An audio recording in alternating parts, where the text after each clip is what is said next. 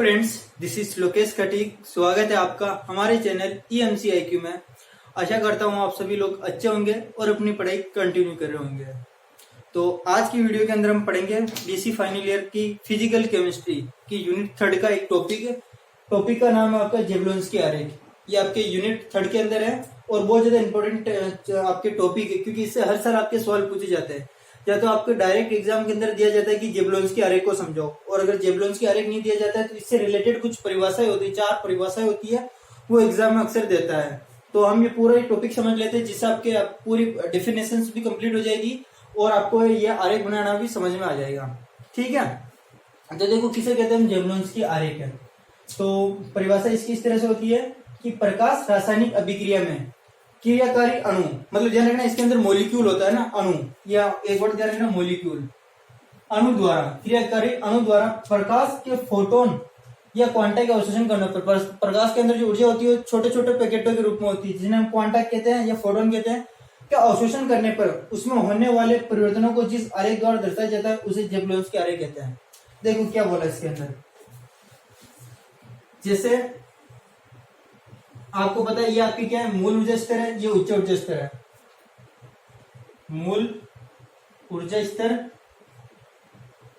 और ये आपके उच्च ऊर्जा स्तर, उच्च ऊर्जा स्तर है। ठीक है, ये है। मान लो यहाँ पर आपकी कोई मॉलिक्यूल है, मॉलिक्यूल मतलब कोई अणु है यहाँ पर, है ना। यहां से आपके पास में कोई प्रकाश किरण आई, ये प्रकाश किरण आई, प्रकाश किरण आई, इस मॉलिक्यूल ने क्या किया, ऊर्जा ग्रहण की। मॉलिक्यूल ने क्या की, ऊर्जा ग्रहण की। ऊर्जा ग्रहण कर ये निम्न ऊर्जा स्तर से उच्च ऊर्जा स्तर में चला जाता है। यहाँ से कहा चला जाता है, ये उच्च ऊर्जा स्तर में चला जाता है। यहाँ पर थोड़ी देर रुका, इसका एक फिक्स टाइम होता है, वहां तक यहाँ पर रुका, वापिस ये क्या करता है, उच्च ऊर्जा स्तर से निम्न ऊर्जा स्तर में आता है और क्या करता है, ऊर्जा का उत्सर्जन करता है, ऊर्जा का उत्सर्जन करता है।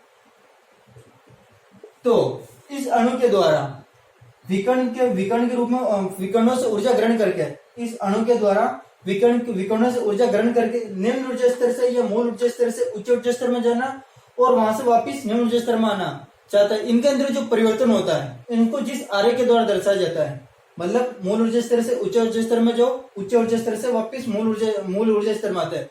तो इनमें जो परिवर्तन होता है अणु के अंदर, उसे हम जिस आरेख से दर्शाते हैं उसे हम जेवलॉन्स्की आरेख कहते हैं। उसे हम कौन सा आरेख कहते हैं, जेवलॉन्स्की आरेख कहते हैं। तो जेवलॉन्स्की आरेख किसे कहते हैं, ये तो आपको समझ में आ गया है। अब हम करते हैं कि आखिरी से बनाते कैसे जेवलॉन्स्की आरेख को। अब हम जेवलॉन्स्की आरेख बनाने से पहले कुछ छोटी छोटी बातें वो सीखते हैं। जैसे हम जेवलॉन्स्की आरेख के अंदर वर्ड यूज करते हैं S1, S0, S2, S3, T1, T2, T3। तो ये क्या होता है, पहले वो समझ लेते हैं, फिर हम आरेख बनाएंगे। तो देखो कि आपके पास में जैसे कोई अणु है ना, आपके पास में ये निम्न ऊर्जा स्तर के पास में कोई अणु है, अणु के अंदर वैसे क्या होता है, इलेक्ट्रॉन होते हैं। तो मान लो कि ये आपके पास में क्या इलेक्ट्रॉन है, 2 इलेक्ट्रॉन है, इस तरह से भरे हुए, और इसने भी कोई ऊर्जा ग्रहण नहीं की है। सिंपल ये मूल ऊर्जा स्तर में कोई विकर्ण को ये ग्रहण नहीं करा है ना। तो जब ये विकर्ण को ग्रहण नहीं करता है तो क्या होता है इसके अंदर, तो आपको पता है एस क्या होता है, चक्रण क्वांटम संख्या, चक्रण क्वांटम संख्या।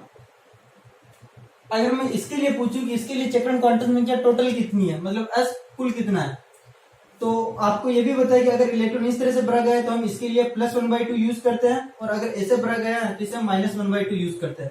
क्लॉकवाइज एंटी क्लॉकवाइज इलेक्ट्रॉन भरे जाते हैं, क्लॉकवाइज भरा जाता है तो +1/2 और एंटी क्लॉकवाइज भरा जाता है तो -1/2 यूज किया जाता है ना, ये तो पता है। तो इसके अंदर देखो एक इलेक्ट्रॉन तो इस तरह से है, यानी +1/2, और एक इलेक्ट्रॉन इस तरह से है उल्टा, तो इसके लिए हम यूज करते हैं -1/2। तो टोटल कितना हो गया, टोटल कितना हो गया, 0 हो गया। तो यहाँ पर एस कितना है आपके, 0। अब आपको एक यहाँ पर सूत्र ध्यान रखना है, चक्रण बहुलता का, चक्रण बहुलता का इंग्लिश में बोलते हैं इसे स्पिन मल्टीपलिसिटी,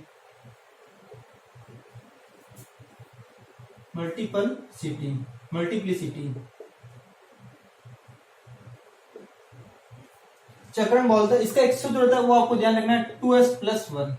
क्या होता है, चक्रण बहुलता या स्पिन मल्टीपलिसिटी का सूत्र होता है आपके 2s+1। तो यहाँ पर s कितना है आपके, 0 आया, तो 2 × 0 + 1, तो 0 + 1 यानी 1। कितना है यहाँ पर, चक्रण बोलते हैं इसकी कितनी है, 1 आए। 1 को हम हिंदी में क्या बोलते हैं, एकक या इंग्लिश में हम इसे बोलते हैं सिंगल। क्या बोलते हैं? सिंगल। तो इससे आपको सिंगल से आपको ध्यान रखना है, इसे बोलते हैं अपन सिंगलेट। क्या बोलते हैं इसे? सिंगलेट। क्या बोलते हैं? एक ओपन क्या बोलेंगे? जब एक है तो इसे क्या बोलेंगे? सिंगलेट बोलेंगे। सिंगल से आपको ध्यान रखना है, ठीक है। और क्योंकि ये देखो आपके ये कौन सी स्टेट है? मूल ऊर्जा स्तरीय है, यानी ग्राउंड स्टेट है। कौन सी स्टेट है? ग्राउंड स्टेट है, या आप जिसे आप बोलते हैं मूल ऊर्जा स्तर है। इसके अंदर तो हम इसे लिखेंगे singlet ground state. Singlet ground state. ये बात आपको समझ में आई या नहीं आई? वापिस देखना क्या क्या हमने। आपके पास में कोई मॉलिक्यूल है, मॉलिक्यूल के अंदर क्या होंगे? इलेक्ट्रॉन होंगे। ये आपके पास में एक कक्षक है जिसके अंदर 2 इलेक्ट्रॉन है, एक ऐसा भरा गया है और एक इस तरह से भरा गया है। तो आपने पढ़ा चक्रण क्वांटम संख्या के लिए, इसके लिए हम +1/2 यूज करते हैं और इसके लिए हम -1/2 यूज करते हैं। टोटल कितना आया? 0 आएगा। टोटल कितना आएगा इसका? दोनों को जोड़ेंगे तो 0 आएगा। ये 0 आ गया। फिर आपको एक सूत्र ध्यान रखना है चक्रण बहुलता का, वो होता है 2s+1। s 0 है तो ये आपकी 0+1 यानी 1। और 1 को हम हिंदी में तो बोलते हैं एकक, और इंग्लिश में अपन इसे सिंगल बोलते हैं। तो सिंगल से आपको ध्यान रखना सिंगलेट। और क्योंकि ये ग्राउंड स्टेट में है तो हम इसे बोलेंगे सिंगलेट ग्राउंड स्टेट, ठीक है। तो हम इसे जो सिंगलेट ग्राउंड स्टेट होती है इसे हम S0 से दर्शाते हैं। किससे दर्शाते हैं? S0 से। ये आप ध्यान रखना S0 से। अभी हम जो आरेख बनाएंगे उसके अंदर हम इसको यूज करेंगे। इसी तरह से देखो और क्या कंडीशन हो सकती है।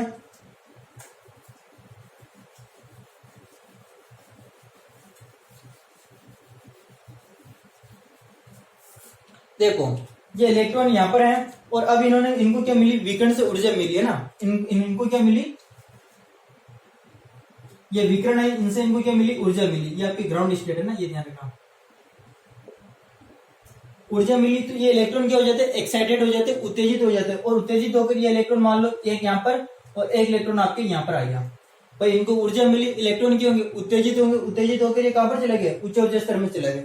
एक इलेक्ट्रॉन यहाँ पर, एक इलेक्ट्रॉन यहाँ पर चला गया।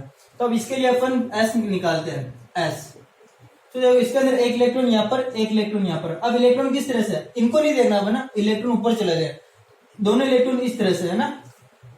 तो इसके लिए हम यूज करेंगे +1/2 और इसके लिए भी हम यूज करेंगे +1/2।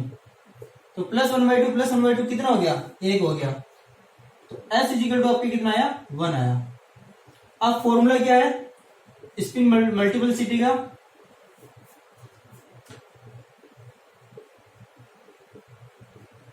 वो है आपके 2s+1। 2s+1 S = कितना है? 1 आया। 2 × 1 + 1 यानी 2 + 1 यानी 3। तो इसके लिए चक्रण बाहुलता कितनी आई? चक्रण बाहुलता का मान आया आपके 3 आया। 3 को हम हिंदी में क्या बोलते हैं? त्रिट, या इंग्लिश में बोलते हैं 3। तो इससे और 3 से आपको ध्यान रखना ट्रिपलेट। ट्रिपलेट क्या ध्यान रखना आपको? ट्रिपलेट। 3 से आपको क्या ध्यान रखना? ट्रिपलेट ध्यान रखना। और देखो अब यहाँ पर इलेक्ट्रॉन उत्तेजित अवस्था में, कौन सी अवस्था में? उत्तेजित अवस्था में। इलेक्ट्रॉन यहाँ पर नहीं है, इलेक्ट्रॉन यहाँ पर। उत्तेजित अवस्था को अपन बोलते हैं एक्साइटेड स्टेट। तो इसको अपन लिखेंगे ट्रिपलेट एक्साइटेड स्टेट। ये बात समझ में आ गई? भाई अब की बार क्या किया इन्होंने? एनर्जी ग्रहण की। एनर्जी ग्रहण करके दोनों इलेक्ट्रॉन ऊपर चले गए।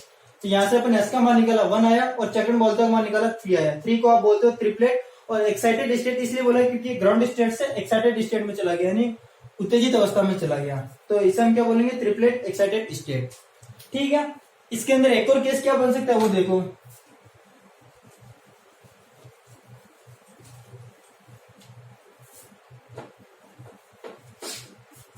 जैसे आपके पास में 2 इलेक्ट्रॉन है ना, आपके पास में ये 2 इलेक्ट्रॉन है, इनको ऊर्जा मिली।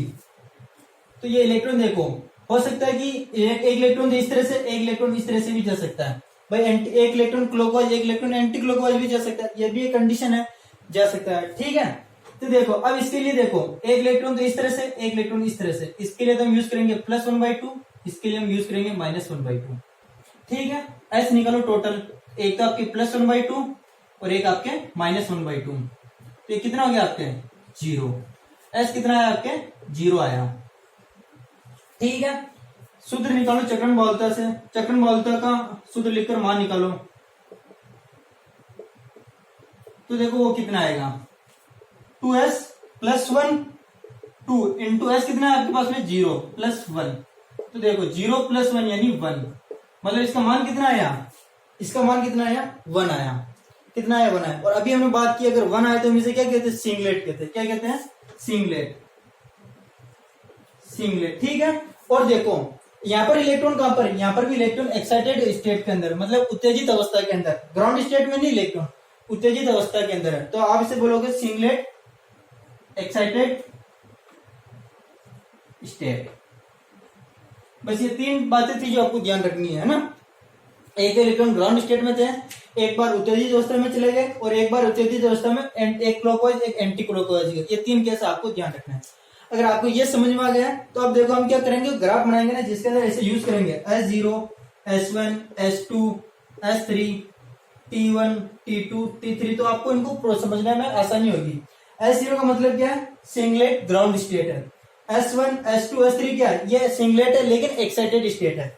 सिंगलेट मतलब इसको बोलोगे first singlet excited state, second singlet excited state, इसी प्रकार थर्ड सिंगलेट एक्साइटेड स्टेट हो जाएगा। इनके आगे फर्स्ट सेकंड थर्ड लगाते जाना, इनके मान लिखते जाना। टी का मतलब क्या होता है, टी का मतलब आपको पता है ट्रिपलेट होता है। और इसका मतलब क्या है, T1 का मतलब first triplet excited state, first triplet excited state, second triplet excited state, और इसका मतलब हो गया थर्ड ट्रिपलेट एक्साइटेड स्टेट। ठीक है, इसलिए मैंने आपको पहले ये समझाया है। अब देखो अपन ग्राफ बनाते हैं। तो ग्राफ कैसे बनाना है आपको,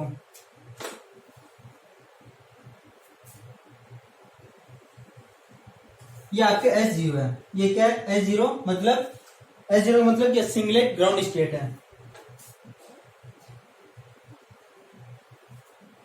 ये S1,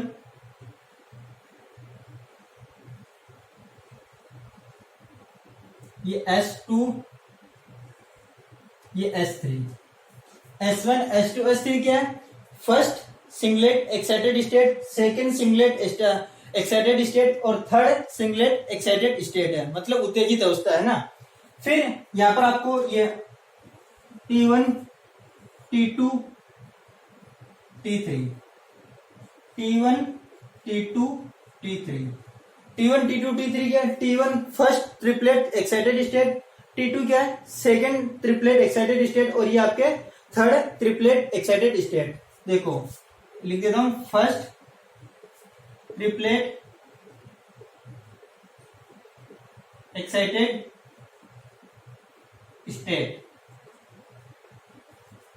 T2 के जैसे ये T1, इसके लिए T2 के लिए यहाँ पर सेकंड आ जाएगा, T3 के लिए यहाँ पर क्या आ जाएगा, थर्ड आ जाएगा। ठीक है, ये हो गया।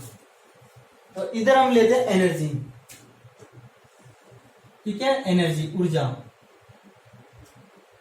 ठीक है, अब देखो आप देख पा रहे हो कि S1 की ऊर्जा T1 से ज्यादा है, S2 की ऊर्जा T2 से ज्यादा है, और S3 की ऊर्जा T3 से ज्यादा है। ऐसा क्यों होता है, तो देखो S के अंदर जो इलेक्ट्रॉन थे आपके इस तरह से थे। ठीक है, S के अंदर इलेक्ट्रॉन इस तरह से ग्राउंड स्टेट के अंदर, और T के अंदर इलेक्ट्रॉन की बात करें तो एक्साइटेड स्टेट के अंदर इस तरह से हो गए थे भाई। इसके अंदर तो मतलब ये S के अंदर इलेक्ट्रॉन कैसे थे, ग्राउंड स्टेट के अंदर ऐसे थे, है ना। जो हमने ग्राउंड स्टेट की बात की थी तो इस तरह से इलेक्ट्रॉन थे।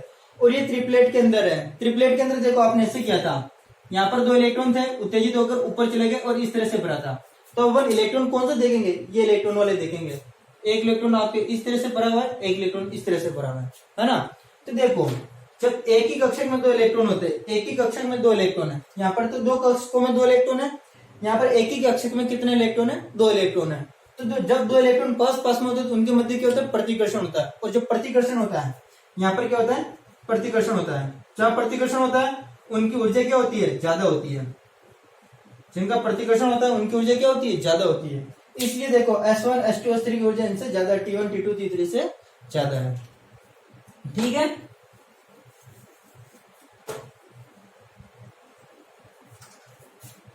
अब जैसे देखो आपके पास में यहाँ पर कोई ये है, आपके पास में अणु है, अणु के इलेक्ट्रॉन है, यहाँ पर कोई भी अणु है और अणु के यहाँ पर इलेक्ट्रॉन है। ठीक है, यहां से कोई विकर्ण आई, विकर्ण से इन्होंने क्या की, ऊर्जा ग्रहण की। ऊर्जा ग्रहण कर ये कहां पर जा सकते हैं, देखो ये आपके यहां से आपके S3 के अंदर जा सकते हैं भाई। S0 से किसके अंदर जा सकते हैं, S3 के अंदर।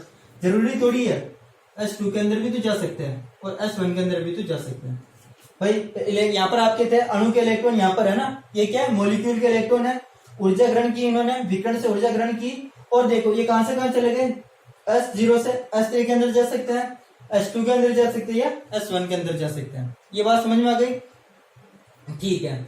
अब देखो यहाँ पर गए तो देखो यहाँ पर तो रहेंगे नहीं, थोड़ी देर बाद में लगभग कुछ सेकंड होते हैं, माइनस में होते ही है, माइनस सेकंड के लिए यहाँ पर रुकते हैं और वापिस ये क्या आते हैं, नीचे आ जाते हैं ऊर्जा का उत्सर्जन कर कर। तो अभी यहाँ से यहाँ तक आने के अंदर जो परिवर्तन होता है, इसी को अपन जेबलोंस्की आरेख के द्वारा दर्शाते हैं, है ना। अब देखो ये S3 से S0 के अंदर कैसा आ सकता है, कितने इसके प्रोसेस है आने के, वो देखना। देखो पहला देखो कि ये S3 से S3 के S2 के अंदर आ सकता है। भाई यहाँ पर जो इलेक्ट्रॉन गया, ये अणु गया, इलेक्ट्रॉन गया हो या अणु गया हो यहाँ पर, तो S3 से पहले किसके अंदर आएगा, S1 के अंदर आएगा। ठीक है, मतलब ये जो भी अणु ऊपर गया उनके नीचे आने का प्रोसेस बताना। S3 से वो किसके अंदर आएगा, S2 के अंदर आएगा, S2 से वो किसके अंदर आएगा, S1 के अंदर आ सकता है। ठीक है, एक तो ये है, इसके अंदर भी आ सकता है, लेकिन ये मैं आपको लास्ट में बताऊंगा। S3 से किसके अंदर आया, S2 के अंदर। देखो S3 से किसका आया, S2 से, और S2 से किस में आया, S1 में आया। एक तो ये प्रोसेस है कि ये जो इलेक्ट्रॉन ऊपर गए वो नीचे आएंगे, और जब इलेक्ट्रॉन ऊपर से नीचे आते हैं तो आपको पता है ऊर्जा का उत्सर्जन करता है ना। ठीक है, एक और क्या प्रोसेस हो सकता है इसका, एक और ये हो सकता है कि देखो वो S3 से T3 के अंदर आवे, पहले किससे आवे, S3 से T3 के अंदर आवे। पहले जो यहाँ पर इलेक्ट्रॉन गए, जो भी अणु गया है, वो किसके अंदर, S3 से किसके अंदर आवे, T3 के अंदर। T3 से वापिस वो आवे S2 के अंदर, S2 से वो आवे आपके T2 के अंदर, T2 से वो S1 के अंदर, और S1 से वो किसके अंदर आवे, T1 के अंदर आवे। समझे? देखो भाई यहाँ पर आपके मान लो अणु है या कोई इलेक्ट्रॉन है, हम यहाँ पर मॉलिक्यूल की बात करें ना, शुरू में हमने मॉलिक्यूल लिखा था, अणु लिखा था, लेकिन अणु के अंदर क्या होता है, इलेक्ट्रॉन होते हैं। तो अगर इलेक्ट्रॉन S3 से T3, पहले कहां से है, S3 से T3 के अंदर आवा, फिर T3 से S2 के अंदर आवा, S2 से T2 के अंदर आया, T2 से S1 के अंदर आवा, और S1 से वापिस T1 में आवा। एक आपकी ये प्रोसेस हो सकता है कि जो इलेक्ट्रॉन ऊपर गया वो इस तरह से नीचे आ सकता है। और एक और क्या हो सकता है, एक और ये हो सकता है कि T3 से T2 में, और T2 से किसके अंदर आवे, T1 में आवे। ठीक, एक ये प्रोसेस हो सकता है कि यहाँ T3 से T2, T2 से T1 के अंदर आवे। अभी हम इनकी बात करेंगे, यहाँ से इलेक्ट्रॉन यहाँ से यहाँ पर भी आएंगे ना। पहले जो अभी हमने ये बात की है कि S3 से S2, S2 से S1, या S3 से T3, T3 से ये, या T3 से T2 और T2 से T1 के अंदर इलेक्ट्रॉन आते हैं। इनमें जब इलेक्ट्रॉन आते हैं तो आपको पता है ऊर्जा का जो उत्सर्जन होता है, क्या होता है, ऊर्जा का उत्सर्जन होता है। यहाँ पर ऊर्जा का तो उत्सर्जन होता है, लेकिन ऊर्जा का जो उत्सर्जन होता है वो विकिरण के रूप में नहीं होता है। किसके रूप में नहीं होता है, विकिरण के रूप में नहीं होता है, ये बात ध्यान रखना। विकिरण के रूप में नहीं होता है, इनके अंदर जो भी ऊर्जा का उत्सर्जन होता है वो विकिरण के रूप में नहीं होता है ना, विकिरण के रूप में नहीं होता है। तो अब देखो आपके S3 से S2, S2 से S1 के अंदर, या S3 से T3, T3 से इनके, और T3 से T2 के अंदर आए, इन्हें हम कुछ परिभाषाएं होती है, यहाँ पर ध्यान रखना। देखो अगर इलेक्ट्रॉन S3 से S2 के अंदर, S2 से S1 के अंदर आता है, या T3 से T2, T2 से T1 के अंदर आता है, तो इसे हम क्या कहते हैं, इसे हम IC कहते हैं। क्या कहते हैं, IC। ये जो हमने लिखा ये है, इसे हम बोलते हैं IC, या परिभाषा आपसे पूछी जाती है IC। IC का फुल फॉर्म होती है इंटरनल कन्वर्जन। ठीक है, यानी आंतरिक परिवर्तन। सुनना वापिस, अगले वाले जो हम पढ़ेंगे उसके अंदर मैं आपको ये समझा दूंगा लिखकर। जब इलेक्ट्रॉन S3 से S2 के अंदर, S2 से S1 के अंदर, या T3 से T2 के अंदर, या T2 से T1 के अंदर आता है, तो हम उसे कहते हैं IC, इंटरनल कन्वर्जन, यानी आंतरिक परिवर्तन कहते हैं। ये बात समझ में भाई? ठीक है ना। और एक और आपने बात की कि S3 से T3, T3 से S2, S2 से T2, T2 से S1, और S1 से T1 के अंदर आता है, तो हम इसे कहते हैं ISC क्या कहते हैं इसे? ISC। ISC की फुल फॉर्म होती है आपके inter system crossing. Inter system crossing, ISC की फॉर्म क्या होती है? Full form inter system crossing होती है। इंटर सिस्टम क्रॉसिंग यानी अंतर तंत्र क्रॉसिंग, अंतर तंत्र क्रॉसिंग होती है ना। जब S3 से T3, T3 से S2 के अंदर आता है तो हम इसे क्या कहते हैं? ISC यानी इंटर सिस्टम क्रॉसिंग कहते हैं।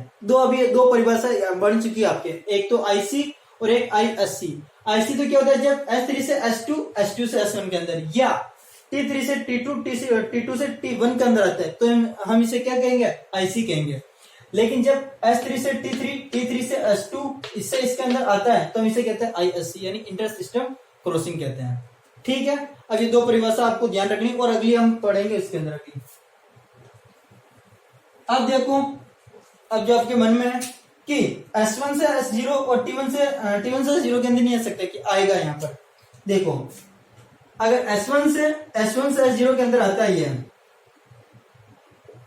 जो यहाँ पर इलेक्ट्रॉन है वो S1 से S0 के अंदर आता है, तो ध्यान रखना कि वो जो इलेक्ट्रॉन आता है ना, वो जो ऊर्जा का उत्सर्जन करता है वो विकिरण के रूप में करता है। किसके रूप में वो ऊर्जा का उत्सर्जन करता है?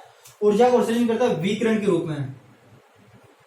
ध्यान रखना, ये अभी जो हमने पढ़ा है IC और ICS, इसके अंदर विकिरण का उत्सर्जन नहीं होता है, लेकिन S1 से S0 के अंदर आता है। S1 से S0 के अंदर आता है तो ऊर्जा का उत्सर्जन होता है। ध्यान रखना, सॉरी, ऊर्जा का उत्सर्जन होता है विकिरण के रूप में। ठीक है, तो हम इसे कहते हैं प्रतिदीप्ति। क्या कहते हैं? प्रतिदीप्ति। प्रतिदीप्ति, प्रतिदीप्ति किसे कहते हैं? देखो, जब इलेक्ट्रॉन या अणु, इलेक्ट्रॉन बोलो या आप जब परीक्षा के अंदर इलेक्ट्रॉन ना लिखकर अणु लिखना, ठीक है। तो जब अणु S1 से S0 में आता है, किसके अंदर आता है? S1 से S0 के अंदर आता है। S1 से S0 के अंदर आता है तो हम इसे प्रतिदीप्ति कहते हैं। तो यहाँ पर जो जब S1 से S0 के अंदर आता है तो विकिरणों का उत्सर्जन होता है, जिन्हें उन विकिरणों को हम प्रतिदीप्ति कहते हैं।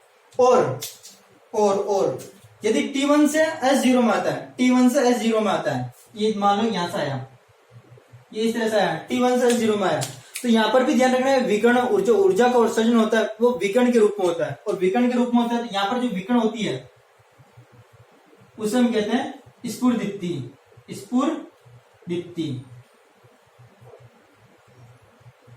यानी कि दोनों आपके इंपॉर्टेंट है, ये चारों परिभाषा इंपॉर्टेंट है भाई। जब T1 से S0 के अंदर आता है तो हम इसे कहते हैं स्फुरदीप्ति।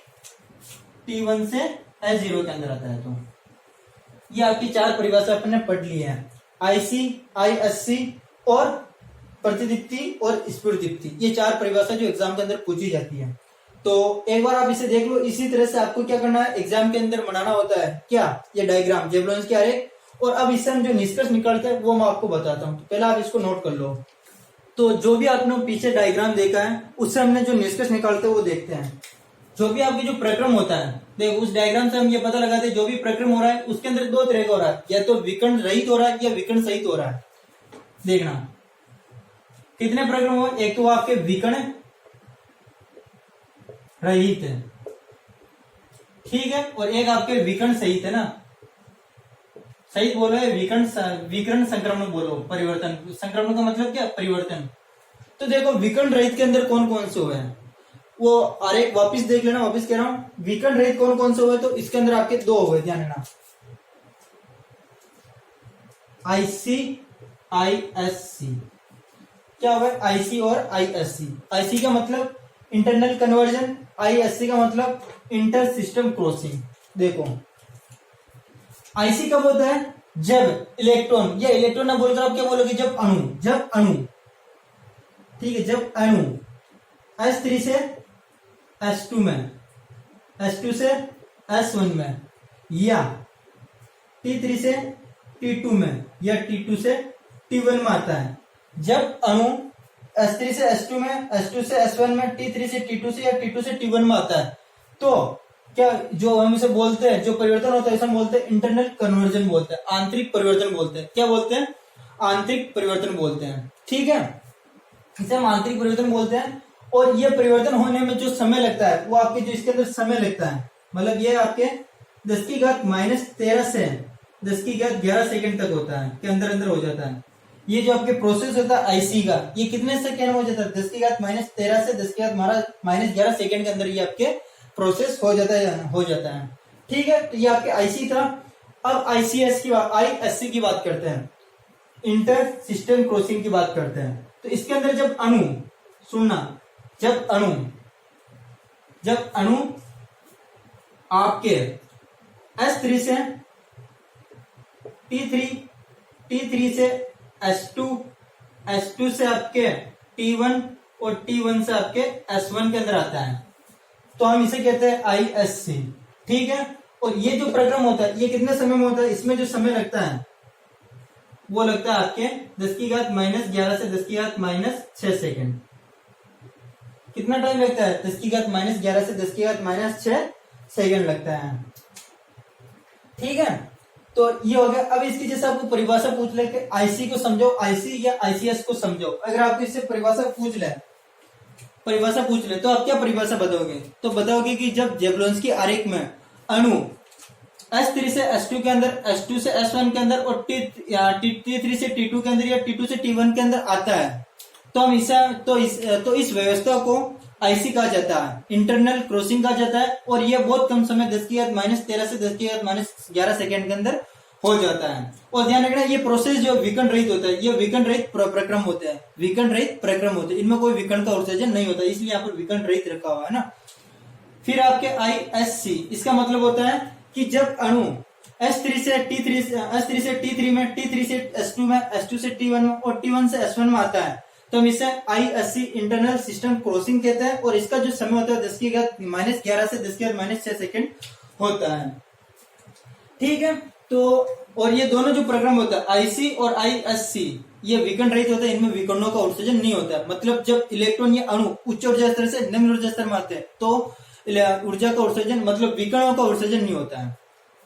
ठीक है, तो ये तो आगे आपके ये है। अब अपन बात करते हैं विकर्ण संक्रमण, यानी विकर्ण सहित होने वाले, जिनमें विकर्णों का उत्सर्जन होता है, उत्सर्जन। ठीक है, ये भी 2 तरह के अभी आपने पढ़े हैं। कौन कौन से पढ़े? प्रतिदीप्ति और एक आपने पढ़ा स्फुरदीप्ति।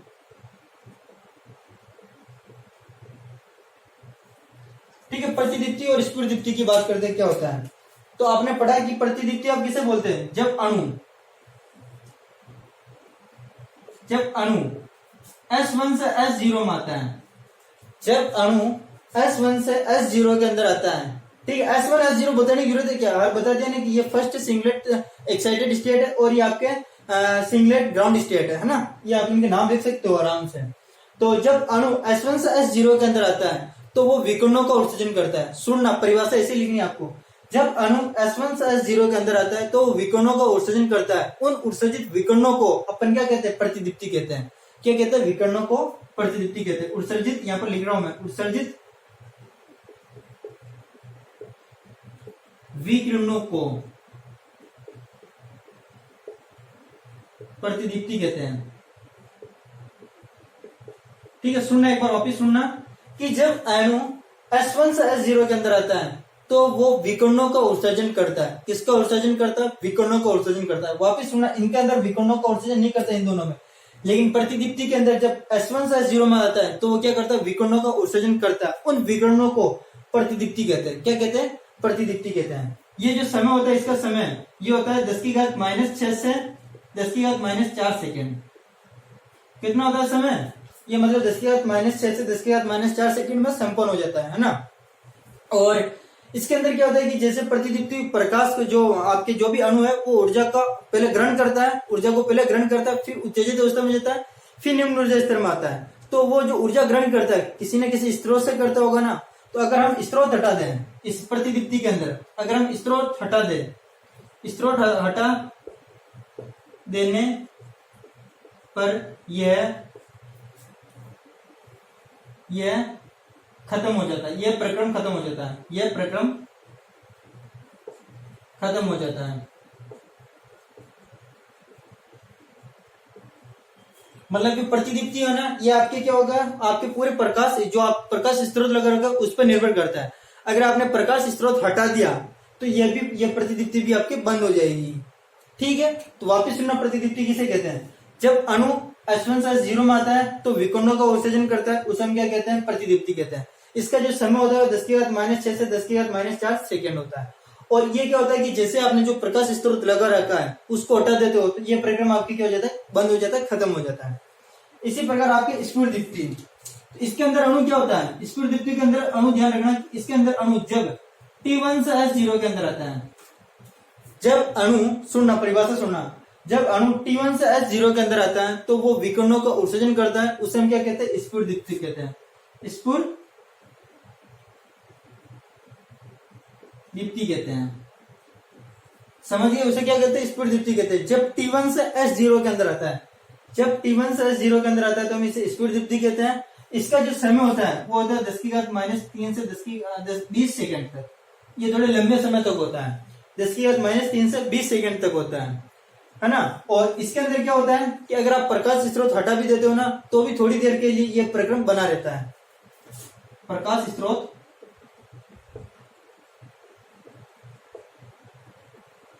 हटा लेने पर थोड़ी देर तक यह प्रक्रम होता रहता है ना। तो प्रतिदीप्ति के अंदर तो जैसे आपने प्रकाश स्रोत हटाया, कहानी खत्म, ठीक है, वो प्रक्रम खत्म हो जाएगा। लेकिन स्फुर दीप्ति के अंदर क्या होगा कि वो प्रक्रम थोड़ी देर चलता रहेगा। जैसे इसको सिंपल प्रतिदीप्ति को आप ऐसे समझ लो, जैसे आप मोबाइल का चार्जिंग करते हो और जैसे आप बटन बंद करते हो तो मोबाइल चार्ज होना बंद हो जाता है। जैसे बटन स्विच बंद किया, मोबाइल चार्ज होना भी आपके बंद हो जाएगा। तो वो आपके प्रतिदीप्ति का उदाहरण है। और स्फुर दीप्ति के अंदर आप देखो कि जब आप ट्यूबलाइट को बंद करते हो तो देखना ट्यूबलाइट लगभग 4-5 सेकंड तक है, 4-5 सेकंड तक वो चलती रहती, उजाला देती रहती है। तो वो किसका है? उदाहरण स्फुर दीप्ति का है। तो आपके जेबलोंस्की आरेख से 4 परिभाषा कौन कौन सी आती है वापिस देखना, IC, ISC, प्रतिदीप्ति और स्फुर दीप्ति। ये दोनों विकर्ण रहित होती है, इनमें विकर्णों का उत्सर्जन नहीं होता। और ये दोनों विकर्ण सहित होते हैं, मतलब इनमें विकर्णों का उत्सर्जन होता है। बाकी परिभाषा क्या मैंने समझा दी है। जब अणु S3 से S2, S2 से S1, T3 से T2, T2 से T1 के अंदर आता है तो हम इसे IC कहते हैं, इंटरनल कन्वर्जन कहते हैं। जब अणु S3 से T3, T3 से S2, S2 से T1, T1 से S1 के अंदर आता है तो इसे हम ISC यानी इंटर सिस्टम क्रॉसिंग कहते हैं। जब अणु S1 से S0 में आता है तो विकर्ण का उत्सर्जन करता है, जिसे हम प्रतिदीप्ति कहते हैं। जब अणु T1 से S0 में आता है तो विकर्ण का उत्सर्जन करता है, जिसे हम स्फुर दीप्ति कहते हैं। ये मतलब प्रकाश स्रोत हटा लेने के बाद भी खत्म हो जाता है और ये प्रकाश स्रोत हटा लेने पर भी थोड़ी देर तक प्रक्रम बना रहता है। तो ये आपके था जेबलोंस्की आरेख। तो एक बार आप वीडियो वापस देख लेना, इंपॉर्टेंट टॉपिक है आपके, इससे आपके सवाल आएगा। लगभग मान के चलो 4 से 5 नंबर के सवाल इससे आने वाले हैं, तो आप इसे अच्छा कर लेना। Thank you.